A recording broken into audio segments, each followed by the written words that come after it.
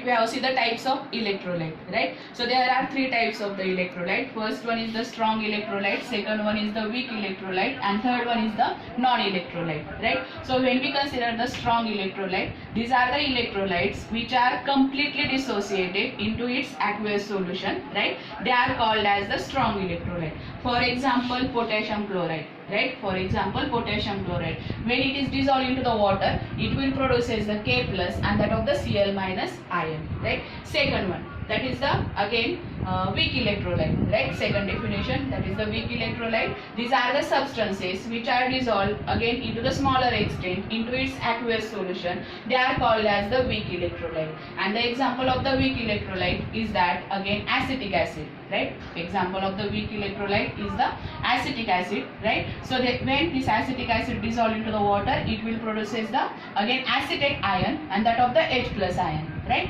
Again non-electrolyte, right? Non-electrolyte are the again substances which are not dissociated into its aqueous solution. They are called as the non-electrolyte, right? So for example, non-electrolyte is that carbon tetrachloride, sucrose, right? Then glucose. These are the non-electrolyte. Why they are non-electrolyte? Because they are not dissociated into its aqueous solution, right? They are not dissociated into its aqueous solution, so they are called as the non-electrolyte, right? So these are the types of the electrolyte, right? These are the types of the electrolyte. So while studying the again ionization reaction or the ionization process, right? Here we use the double half-headed arrow, right? And this double half-headed arrow indicate that again the reaction is the reversible, right? The reaction is the reversible, again producing the cation and that of the anion in their again in their process, right? In their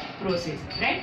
So we have studied the term again in this introductory part, what is meant by the ionic equilibrium, right? And second one is that types of equilibrium, right? So we can revise the term. आपण revise करू शकतो दोन्ही term. What is meant by the ionic equilibrium, what is meant by electrolyte, and types of electrolyte, right? So ionic equilibrium, right? The ionic equilibrium is defined as the equilibrium between the ion and unionized molecule into its solution, right? Or aqueous, so into its solution or water, right? It's called as the ionic equilibrium, right? Second term, that is the electrolyte, right? So these are the substances, right, which gives rise to its ion, right, into its aqueous solution or water. They are called as the electrolyte, right? In another word, electrolytes are also defined as these are the substances which are dissociated into the ion, right? These are the substances which are dissociated into its ion, right?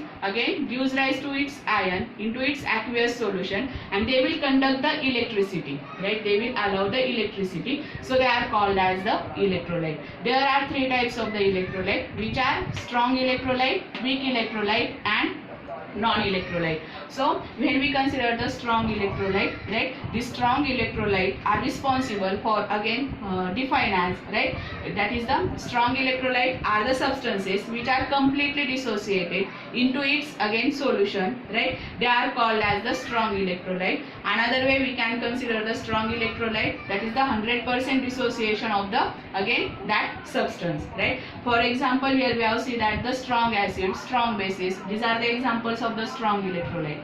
Then weak electrolyte, right? Weak electrolyte, these are the substances, right? Weak electrolyte, these are the substances which are dissolved or dissociated into the smaller extent, right, into its aqueous solution. They are called as the weak electrolyte. For example, acetic acid, when dissolved into the water, right, it will produce the acetate ion and that of the H plus ion, right? So the weak acid, weak bases are the example of the weak electrolyte. And the third one type is that non-electrolyte, right? So non-electrolyte, these are the substances which are not dissolved into its aqueous solution, right? They require some polar and non-polar solvent, right? They are called as the non-electrolyte. An example of the non-electrolyte is that carbon tetrachloride, right? So while studying this process, right, ionization or the ionic equilibrium, we observe in case a double-headed arrow, right, double half-headed arrow, and this double half-headed arrow again indicate that the process is the ionization process, right? The process is the